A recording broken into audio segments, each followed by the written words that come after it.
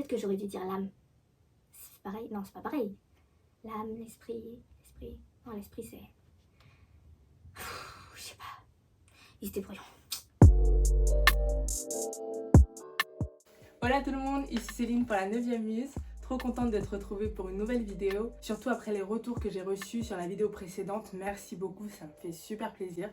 Et ça me motive à continuer en espérant que la vidéo d'aujourd'hui te plaira tout autant. Après avoir parlé de la SACEM, je pense qu'il est temps qu'on aborde le sujet de l'édition musicale.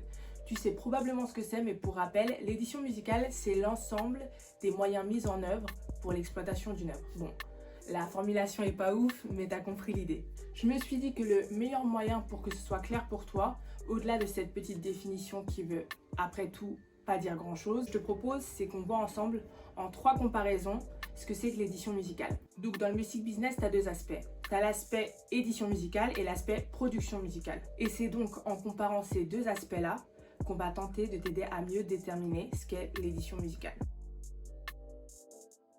Est-ce qu'on peut vous poser quelques petites questions autour des masters? Comme tu l'as compris, on va parler des masters. Tu sais probablement déjà ce que c'est depuis le pétage de câble de Kanye West sur Twitter. Mais pour rappel, le master, c'est l'enregistrement original d'une œuvre, celui depuis lequel toutes les autres sont dupliquées. Côté édition musicale, le support, c'est l'œuvre. Donc quand on parle d'œuvre, on parle de quoi? On parle de l'instrumental et des paroles. L'image là qui me vient en tête, si le music business était un être humain, l'œuvre serait l'esprit de cet être humain.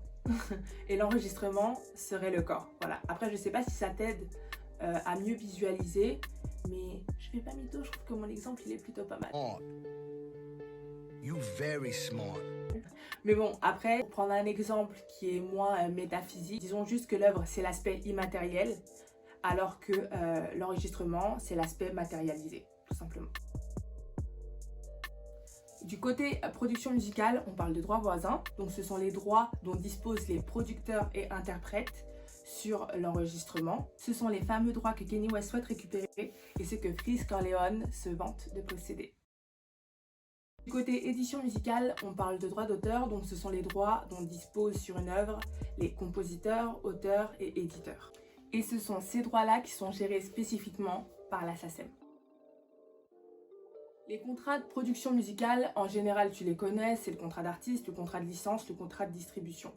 Je me suis dit que j'allais pas revenir dessus, ça sert à rien. Il y a des tonnes de vidéos qui parlent très bien de ce sujet. D'ailleurs, je t'ai fait une petite sélection si ça t'intéresse. Et donc, je t'invite à aller voir si tu as envie d'en savoir plus sur ce type de contrat. Côté édition musicale, donc les 2 types de contrats, ce sont le contrat d'édition ou le contrat de cession d'œuvres musicales et le pacte de préférence. Le contrat de cession d'œuvres musicales, donc c'est un contrat qui est passé entre un compositeur ou un auteur et un éditeur. Et donc dans ce contrat, le compositeur ou l'auteur cède ses droits d'exploitation exclusifs de l'œuvre à l'éditeur. Le pacte de préférence, lui, c'est un contrat de première option. C'est-à-dire que l'auteur ou le compositeur s'engage à proposer en priorité toutes les œuvres qu'il va créer à son éditeur. En échange de la signature de ce type de contrat, en général, les éditeurs offrent une avance. Attention, quand je dis offrir, c'est pas offrir tel un cadeau. Ça n'existe pas. C'est malheureux de dire ça parce que aujourd'hui, on est dans un business. Le terme en fait que j'aurais dû employer, c'est proposer, mais bon, vu que je l'ai dit 4 fois avant, je trouvais ça un peu lourd. Bref, en tout cas, l'éditeur propose donc une avance qui est recoupable. Je t'ai fait un petit tableau récapitulatif de tout ce qu'on vient de voir pour que ce soit le plus clair possible pour toi. Moi, je sais que ça m'aide beaucoup de visualiser dans des tableaux. Si le tableau t'intéresse et que tu as envie de le conserver, j'espère t'avoir permis d'apprendre de nouvelles choses, ou si c'est pas le cas, que tu as au moins pu synthétiser ce que tu connaissais déjà de manière plus claire. N'hésite pas à me dire en commentaire si tu trouves que j'ai été une bonne prof ou pas. Je sais pas si l'exemple de l'être humain t'a aidé, mais si c'est le cas, il est pour toi. Si l'édition musicale t'intéresse, n'hésite pas à aller faire un tour sur la9emuse.com et à me rejoindre sur Instagram. En attendant le prochain épisode, tu sais où me trouver.